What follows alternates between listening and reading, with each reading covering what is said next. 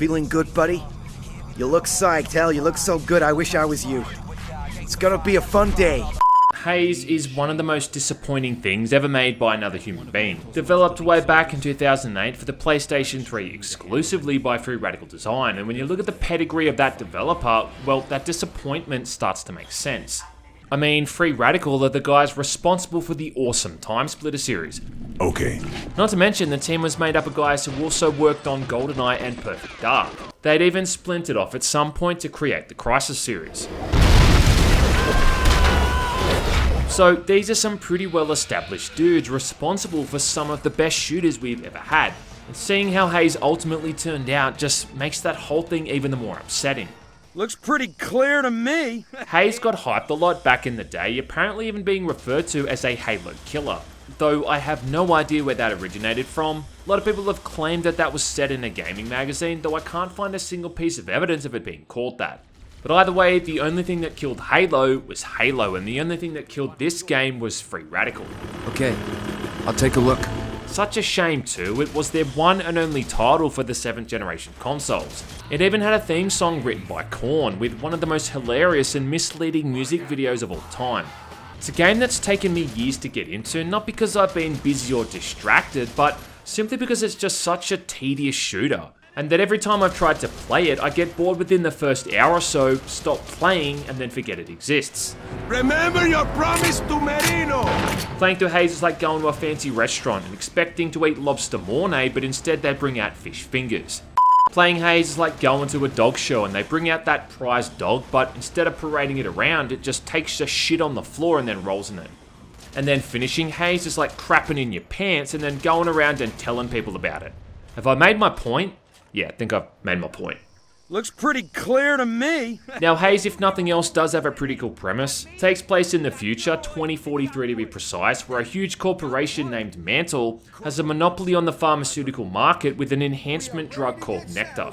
Despite the enormous and lucrative potential this thing has, it seems they mostly just use it on their private armies, juicing their soldiers up constantly, which makes them stronger, tougher, and all around just more switched on. Like a 13-year-old hopped up on energy drinks and cheese-flavored Doritos, these guys are cooked off their goddamn chops. Heads up, my boys. It's that time again. Sure is better than coffee and a slap in the face. And this isn't an entirely made-up concept. I mean, it's pretty well documented that the CIA used to give soldiers in Vietnam amphetamines to make them perform better. Even as far back as World War II, there's evidence of soldiers being on experimental drugs. The kind of drugs that upper middle class kids ingest at music festivals. Yeah! You're playing as a guy named Shane Carpenter, which might be the most unsuspecting name for a hero I've ever heard. I mean, out of all the badass names they could have gone for, it's about the most unedgiest name in a game that's overflowing with edge. Anyway, Shane's just been sent to South America on a reassignment where he's been given the task of tracking down a supposed terrorist group called the Promised Hand. And it shouldn't take more than this intro sequence to see that the guys you're working with are all a bunch of fucking psychos, with this guy called Duval taking the cake. Don't you worry. This whole prologue has some of the weirdest dialogue and voice acting I've ever seen. What's up, buddy? And I can't tell if it's supposed to be ironically cheesy because, I mean, these guys are living in this doped up fantasy world, or if it's just outright bad, with roles given to voice actors who just aren't that good. Go suck some balls. Like this bit of dialogue here is a perfect example. Listen to this. You look psyched, hell, you look so good, I wish I was you. It's like he just accidentally ran the words together, but they kept the take in. You look psyched, hell, you look so good, I wish I was you. Yeah! Then you've got these two side characters, Pesci and Watchstrap, who keep bumping chests like a couple of frat boys. Boosh! And what sort of a name is Watchstrap anyway? Like, why do they call him that? They say that because I'm skinny, see? Like a watch strap, sir. What, because he's skinny? That doesn't make any sense. Doesn't make any sense! It's not really a very good looking game either. I know it's an early PlayStation 3 title, so you can't really knock it for that. But there's loads of weird looking character models and facial animations, blurry textures, not to mention just a blurry image overall, and all these shoddy animations. Like this animation for reviving your allies, it's like Shane just kind of waves his hand in their direction, and that somehow brings them back to health. And what are they doing? It's like they're kneeling or praying or something.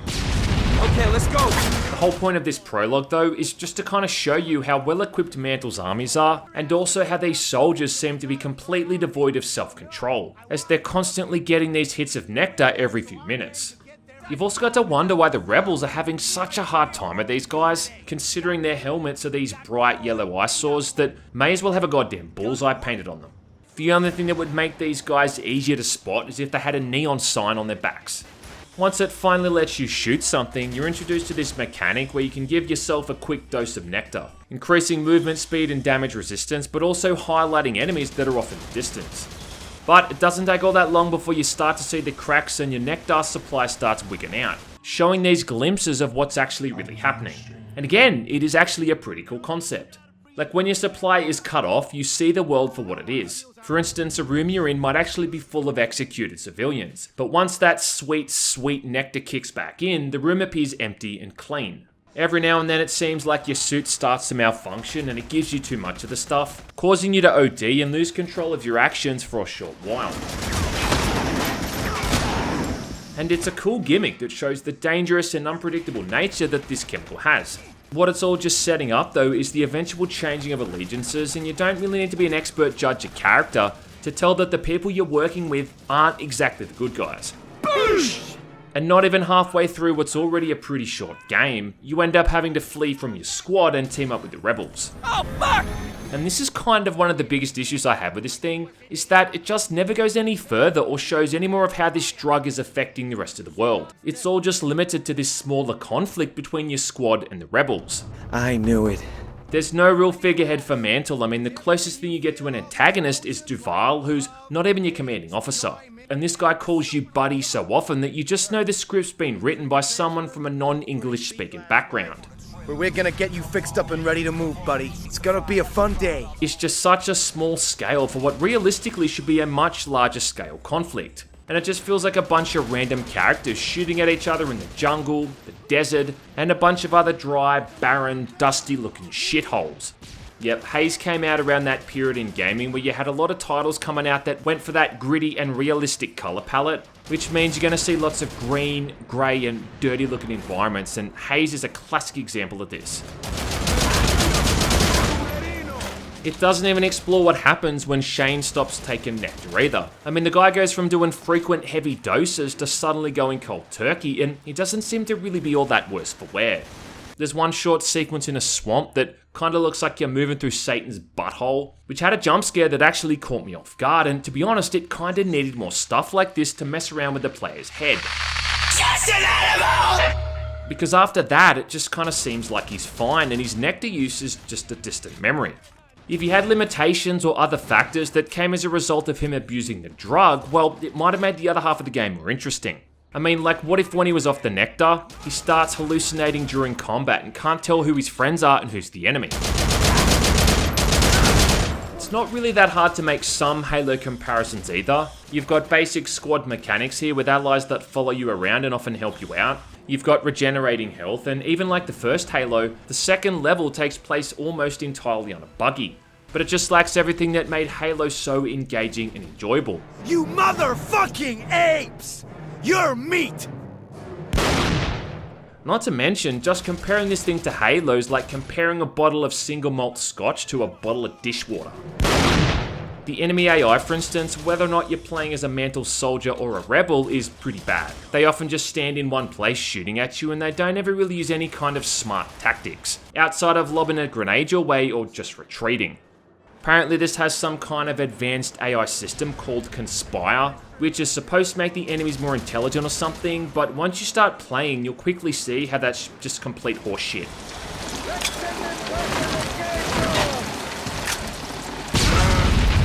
It's far from being a hard game though, and about the hardest thing you have to contend with is trying to not fall asleep, because it really just is such an unexciting and unfulfilling experience. The nectar gimmick, I think, is definitely the highlight of the game, so yeah, what a perfect idea it was to completely remove it once you team up with the rebels, and then take it away for the other 2/3 of the campaign. It'd be like playing Doom Eternal, and then after a couple of hours, they take away your flame belch and your chainsaw. When you're playing as a rebel, they try to introduce all of these new mechanics, so you can dick around with the Mantle soldiers. You can shoot the nectar supply on their back, causing them to OD. Or even craft a makeshift nectar grenade which causes people caught in the blast to go haywire and attack each other. And yeah, this kind of thing is a neat idea and it looks cool the first couple of times you do it, but I mean, shooting them in the head and calling it a day is a far more effective, not to mention efficient strategy. If the mechanic that differentiates the combat from just being a standard shooter isn't as useful as just playing the game as a standard shooter, well, then you've got a bit of an issue. Go suck some balls. My point is, why would I bugger around with throwing fancy grenades or shooting someone in a very specific spot, when I could just achieve the same result in 2 seconds with a short burst of gunfire to their face, you know what I mean? Probably the dumbest idea in this game though is this concept of playing dead. You see, because of how Nectar apparently works, corpses don't show up to Mantle soldiers. So the idea here is that you can play dead if you take too much damage, which means that the enemies are just gonna leave you alone. And you can in theory pop back up after their backs are turned and then shoot them. Now, this is kind of stupid for 2 reasons. Firstly, just in concept alone, this doesn't make all that much sense. I mean, how does this drug define what a corpse is and isn't? Is Nectar somehow able to register life signs on a body, or is it just the perception that someone is dead simply because they're on the ground? If that's the case, then why don't all the rebels just play dead every time there's a Mantle death squad that's rolling through their town? Either way, that kind of sounds like a pretty massive design oversight. And secondly, it takes so long to get back up on your feet after playing dead that enemies are just often aware of you again anyway. I don't know man, just this whole concept, it's such a lame and pathetic idea. There's one mechanic where you can bury grenades in the ground so the Mantle soldiers walk over them and lose their legs from the knees down. And you can even do this on a surface that isn't dirt, like Shane just grabs dirt out of his pockets or something to cover this thing up. Things like this are just such a perfect example of how sloppy the whole thing is and how many undercooked mechanics the game has. Haze just never really offers up anything all that interesting from level to level, and I think a lot of these chapters are just completely mundane and lacking any excitement. For one of them, for instance, you've got to guide this missile on the back of a truck as it slowly passes over this huge bridge. Let me help you. Then you're sent back to the bridge right after it to arm a couple of C4 charges. After that, you're tasked with driving across the country on a motorbike to reach an observatory, 90% of which can just be completely bypassed in whatever vehicle you're in anyway. Before then having to run a gauntlet through a mine shaft that's full of gun turrets. And yeah, this game really likes those machine gun turrets, which are, funnily enough, I think, more intelligent and harder to kill than the trained soldiers. Followed by a ride on the world's slowest railcar, which expectedly gets attacked by a chopper about halfway through its route.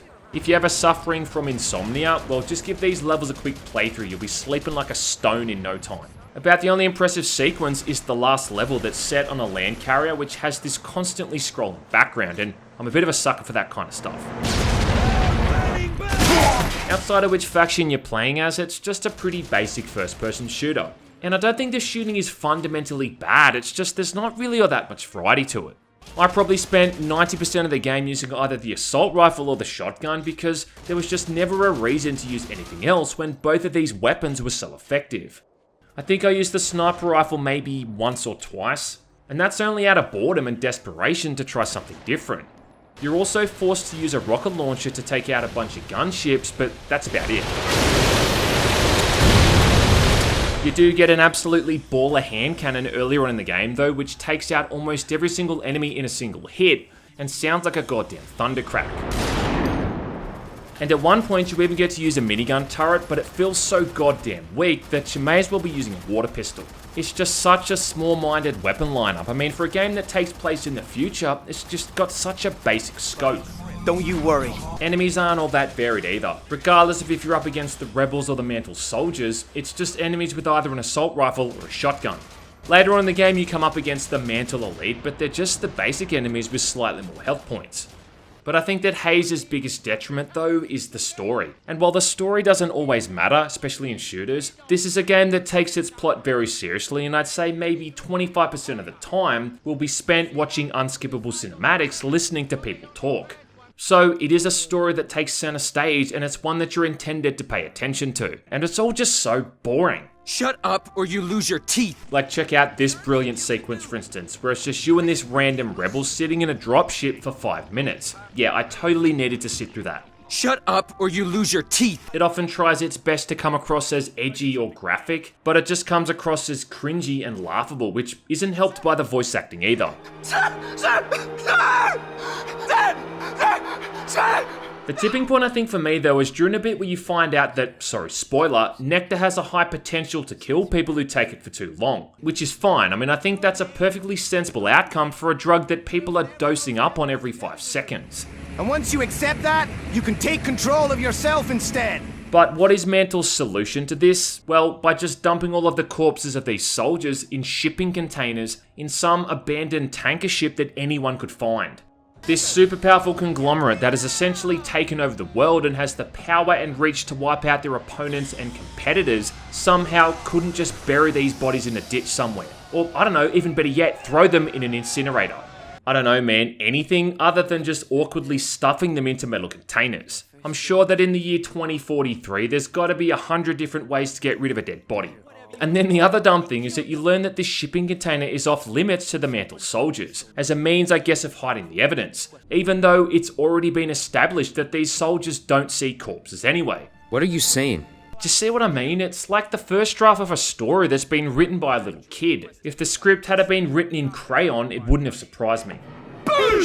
All of the dialogue with Duval during the ending is just weird. If this guy's trying to prove a point or something or make us see things from his perspective, well, he's sure not doing a good job at it.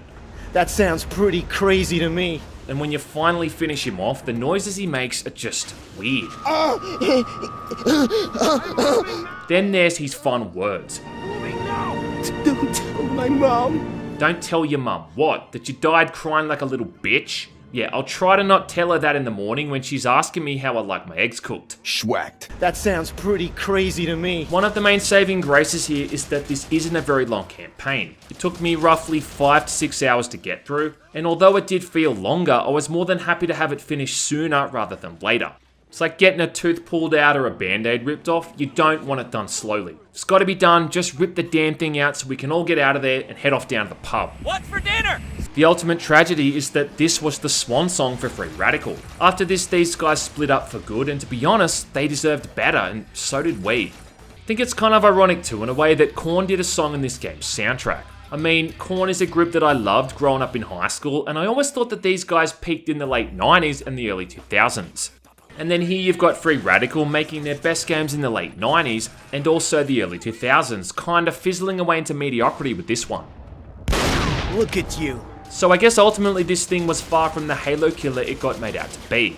And about the only thing that it killed was the chance of ever shutting up every mouth breather at the time who was still adamant that Halo was the bestest first-person shooter ever made. Still, this is a fascinating case study to see how such a proud and accomplished developer could drop the ball so goddamn hard. And on some level, it is worth checking out just for that alone. Just remember your promise. Now it's time to set things right. It's gonna be a fun day.